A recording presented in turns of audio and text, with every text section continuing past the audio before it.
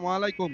সম্মানিত দর্শক, আপনারা দেখছেন যে তারুণ্যের অহংকার, আমাদের সকলের অহংকার জনাব সুমি সরকারের নেতৃত্বে এক বিশাল মিছিল নিয়ে এখন শফিউদ্দিন সরকার একাডেমি স্কুল অ্যান্ড কলেজে উপস্থিত হয়েছেন। ওনাদের একটাই দাবি, গাজীপুরের মানুষের প্রাণের দাবি, শুধু সালাউদ্দিন সরকার, শুধু সালাউদ্দিন সরকারকেই গাজীপুরের মানুষের দাবি। তো আহ, তো সম্মানিত দর্শক, আসলে আজকে আপনারা দেখতে পাচ্ছেন, ক্যামেরা ঘুরে দেখেন, চতুর্দিকে দেখেন অবস্থাটা কি।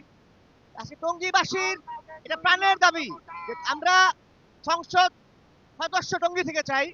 আপনি জানেন আপনি জানেন টঙ্গীবাসীর দাবি শুধু একটাই, বিএনপির দাবি শুধু একটাই, আমরা একজন যোগ্য ব্যক্তিকে এমপি প্রার্থী হিসেবে দেখতে চাই, যার যার যে যে এই দেশে আমাদের কর্মীদের সাথে যুদ্ধে একসাথে ছিল, যে যে এমপি প্রার্থী আমরা এমন একজন এমপি প্রার্থী চাই যে জেলে গিয়েছে এই এলাকাবাসীর জন্য।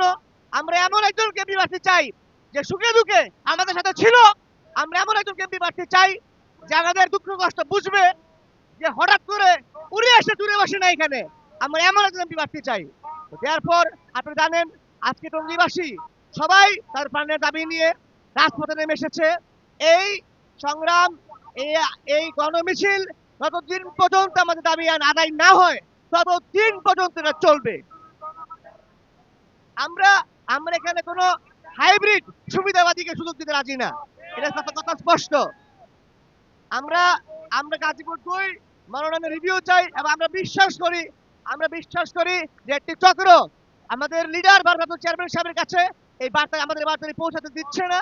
উনি যদি দেখেন যে গাজীপুরে কি হচ্ছে, উনি অবশ্যই পদক্ষেপ নেবেন। ওনার শরীরে জিয়াউর রহমানের রক্ত, ওনার শরীরে খালেদা জিয়ার রক্ত। উনি আমাদের প্রিয় নেতা, উনি তারেক রহমান। ওনার মতো দয়ালু দ্বিতীয় কেউ আছে কিনা বিশ্বাস করি না। ওনার হাতে একমাত্র এই বিএনপি নিরাপদ। এরপর আমরা এটাই চাই যে আমাদের রিভিউটা টাইম মতো হয়ে যাক, এবং আমরা বিশ্বাস করি আমাদের নেতা অবশ্যই আমাদের মূল্যায়ন করবেন, অবশ্যই আমাদের টঙ্গীবাসীর কথা শুনবেন, টঙ্গীবাসীর কষ্ট বুঝবেন। এই সরকার আপনারা দেখেন, টঙ্গী গাজীপুরে যত উন্নয়নমূলক কাজ হয়েছে, টঙ্গী পাইলট স্কুল, টঙ্গী সমুদ্র সরকার, টঙ্গী শাহদ্দিন সরকার, সব এই সরকার পরিবারের অনুদান। এই সকল কিছু সরকার পরিবারের করা।